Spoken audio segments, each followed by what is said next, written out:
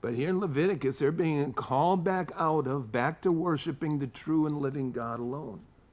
Now, it's interesting. You see just a similar course followed here in our own country that was founded on the worship of the one true and living God of the Bible. The Ten Commandments were posted in every courtroom, every schoolroom. Our system of government itself is based on a verse from Isaiah 33, verse 22. But then over the course of the last century or so, idol worship took over with rock stars, movie stars, sports stars. You even have, celebrity pastors today.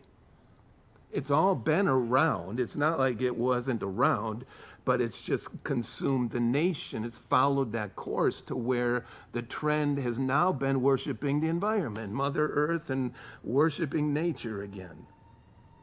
A trend outlined, you can see also in Romans chapter 1.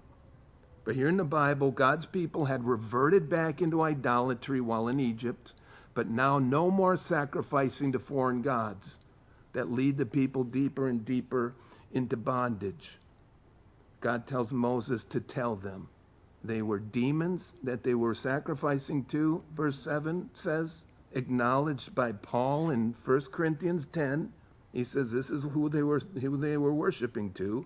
And in doing so, God says that there in verse 7, they have played the harlot.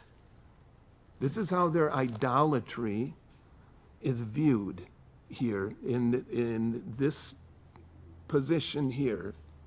They're viewed as spiritual harlots. The language throughout the Old Testament now changes. You're going to see, you see after the Torah, the language changes to Israel being wedded to God through their covenant relationship that's being entered into here in the Torah and in Deuteronomy and throughout their history then, as you go through the Old Testament, whenever they reverted back into idolatry after this, it's referred to as spiritual adultery because they're wedded to God. You can see Jeremiah, Ezekiel, Hosea.